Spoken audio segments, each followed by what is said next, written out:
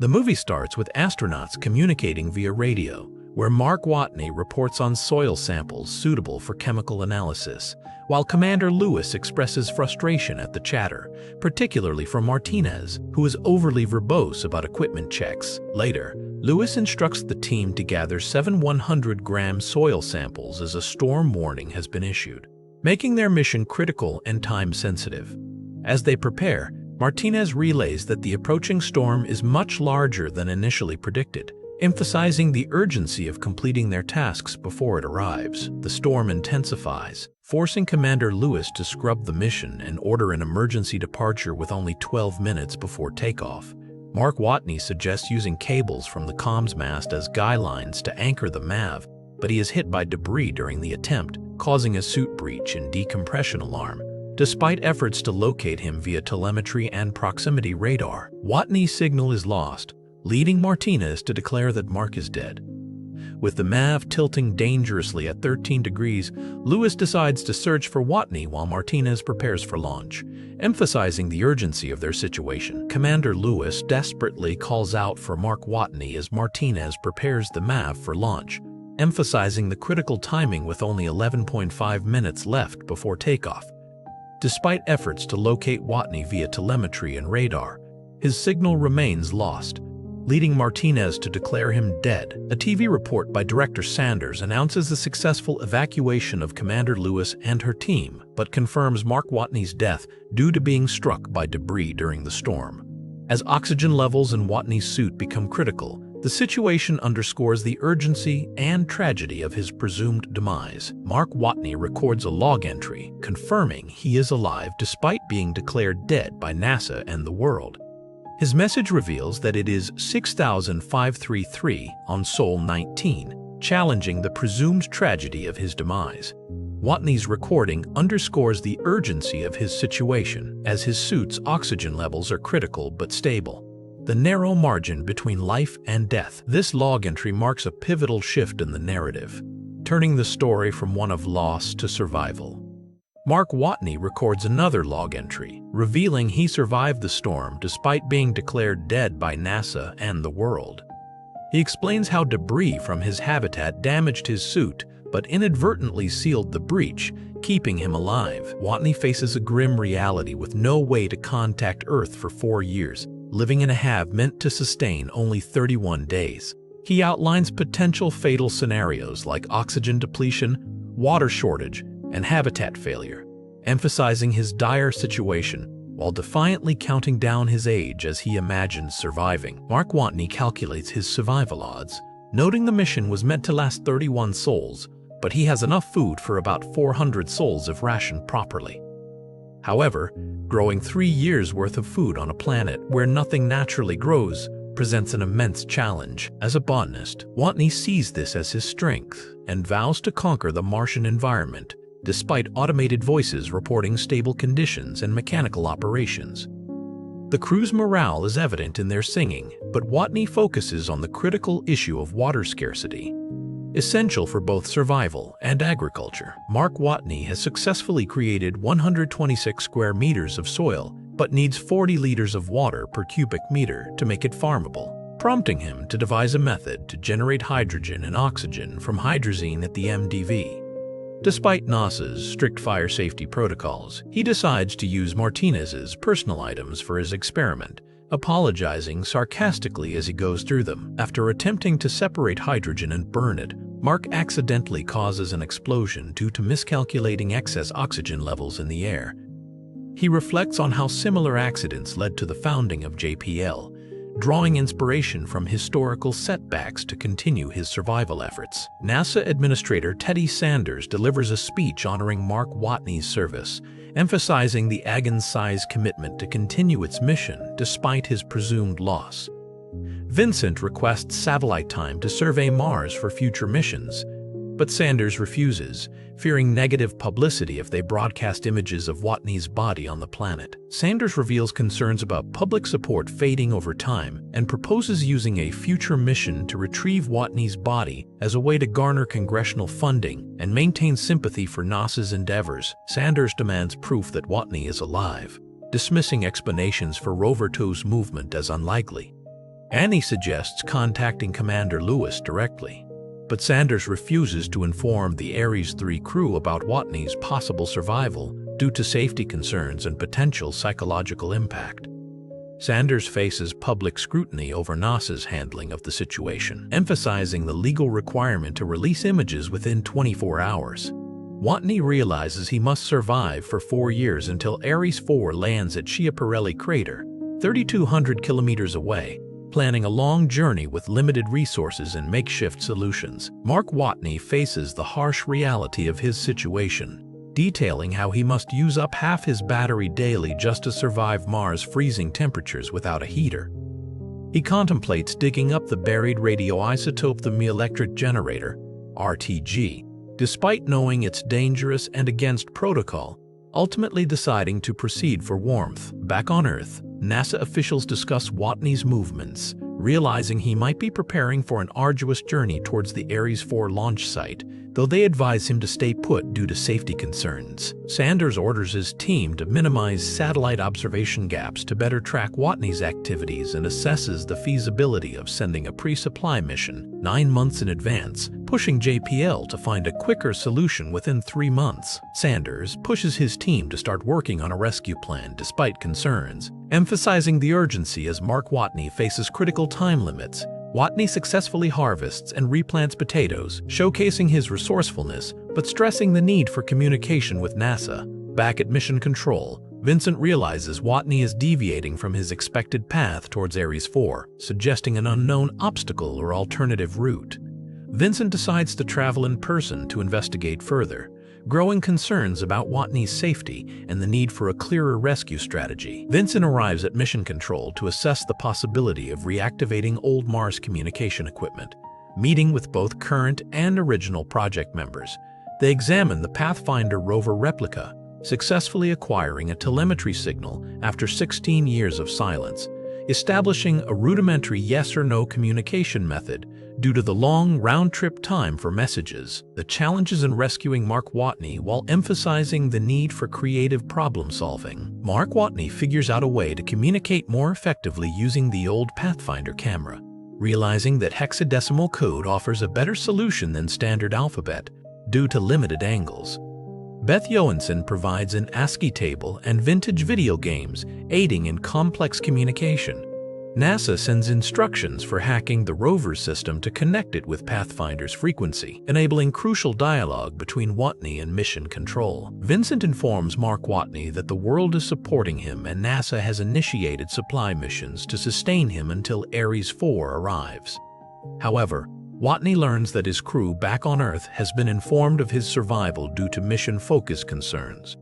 This revelation frustrates Watney, who expresses his anger through profanity. Mitch argues for informing the crew sooner rather than later to avoid further complications.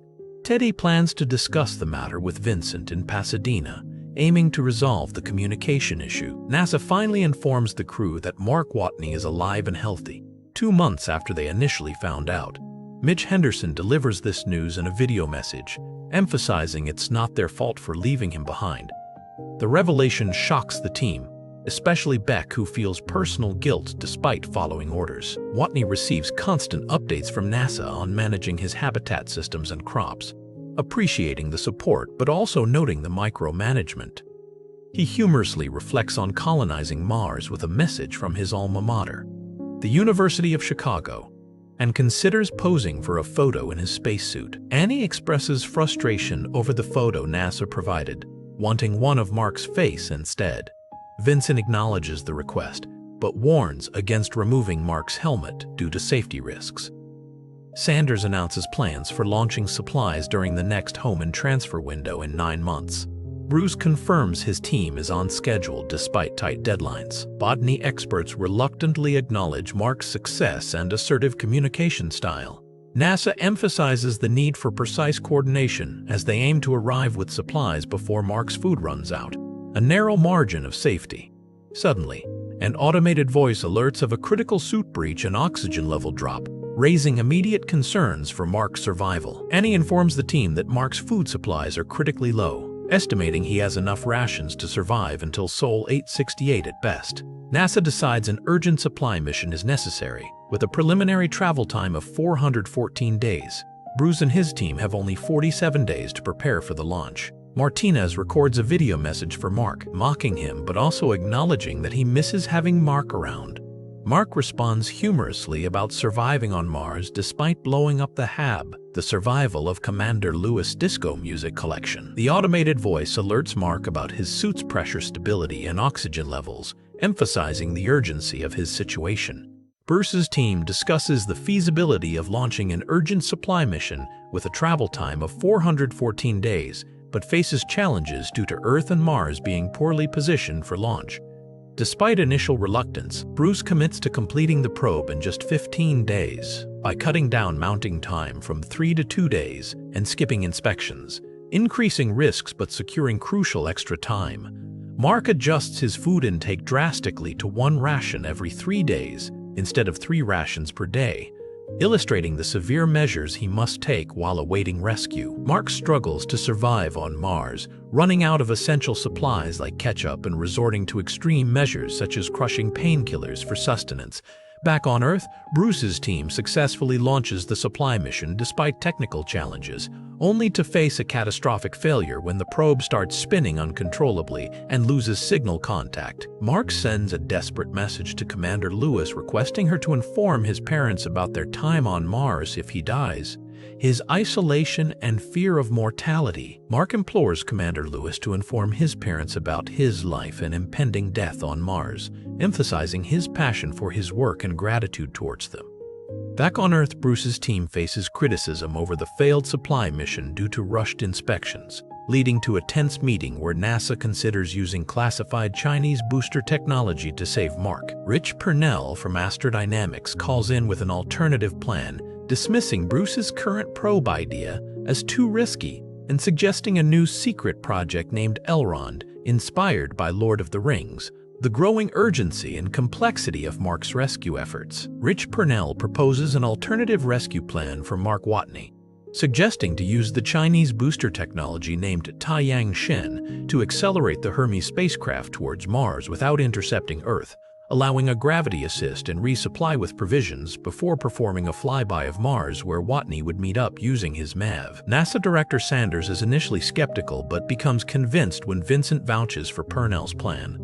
The team debates the risks, including extending the Hermes crew's mission by 533 days beyond its scheduled end and potentially endangering their lives, while also considering the moral dilemma of risking 6 lives to save 1. Commander Lewis ultimately faces the decision on whether to proceed with the risky rescue attempt or wait for Ares 4's arrival. The team debates the moral implications, with Martinez volunteering despite the dangers, while Lewis faces the decision to either proceed unanimously or abandon the plan.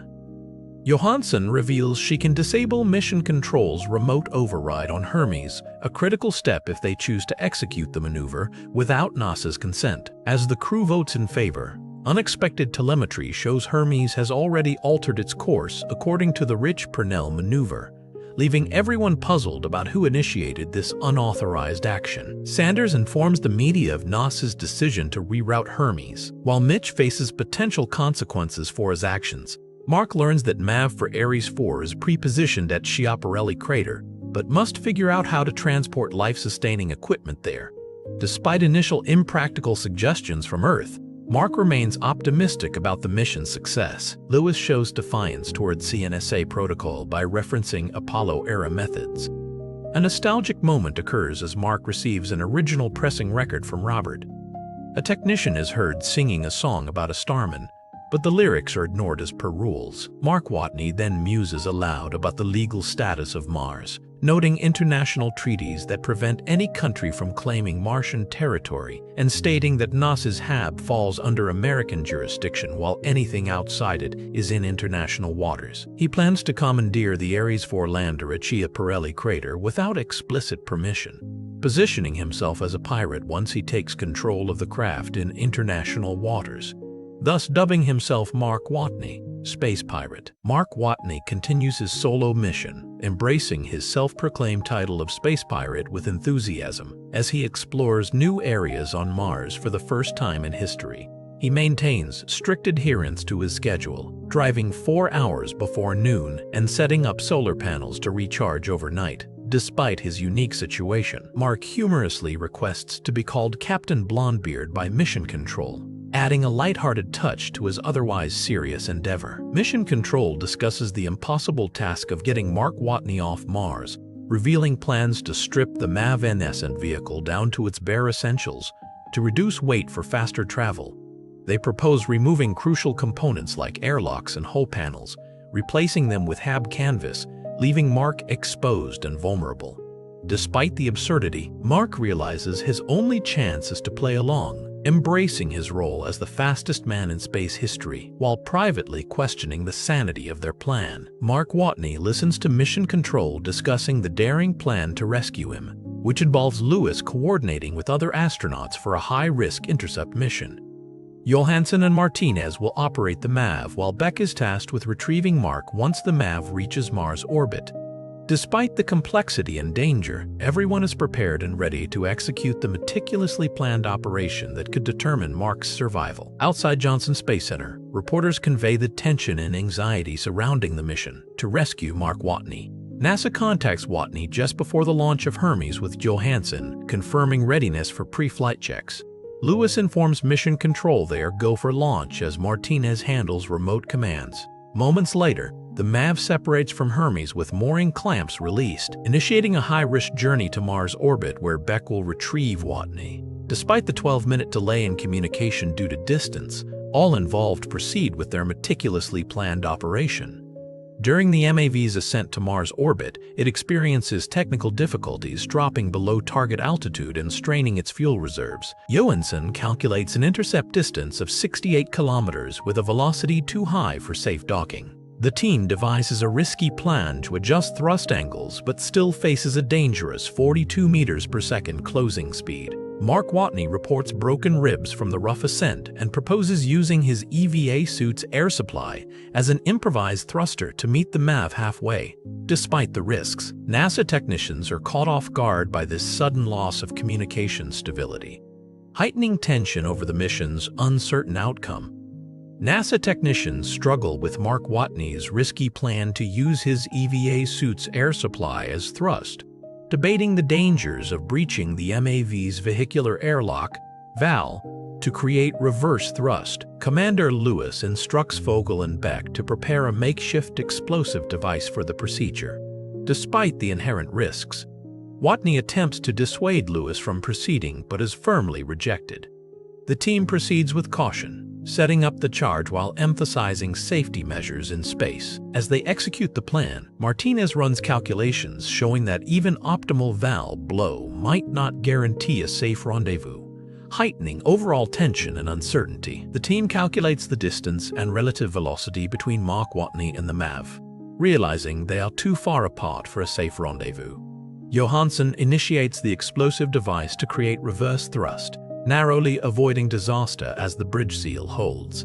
Despite the successful maneuver, the crew remains concerned about Watney's safety due to his distant location. Commander Lewis decides to go after Mark herself, but Beck insists on handling it, hooking up with Johansson, who adjusts course to reach Watney. Johansson reports decreasing distance and velocity between them and Watney, signaling hope for a successful rescue. Beck successfully retrieves Mark Watney from his distant location, securing him aboard the Hermes. Commander Lewis expresses relief and welcomes the crew back safely to Houston, marking a historic moment in international space travel.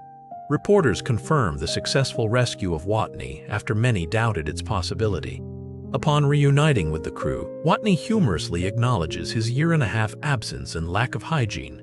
Later, as part of the astronaut candidate program, he shares his survival experience on Mars, emphasizing the inevitability of facing life-threatening situations in space. Annie briefs the team on the upcoming launch procedures for Ares 5, detailing the rendezvous with Hermes and the long journey ahead. Reporters ask about mission goals, to which Vincent responds that the aim remains the SMATO safely return all astronauts this time. Brendan confirms readiness for launch as Mission Control proceeds with final checks. The countdown culminates in the successful liftoff of Ares 5, 5 years after Watney's rescue. Despite the space news, a reporter's microphone picks up unrelated pop lyrics playing in the background. The subtitles briefly show lyrics from the song "I Will Survive," emphasizing resilience and determination. This moment serves as an ironic backdrop to the serious space mission preparations, themes of survival and perseverance in the face of adversity. The final moments of the film see the successful launch of Ares 5 years after Mark Watney's rescue, marking a significant milestone in space exploration and survival efforts. Despite the serious nature of the mission, unrelated pop lyrics from "I Will Survive" play in the background, themes of resilience and determination that resonate throughout the story. The film concludes with a message for presenting the movie and expressing hope that viewers enjoyed it, leaving audiences with a sense of accomplishment and perseverance in the face of adversity. And the movie ends with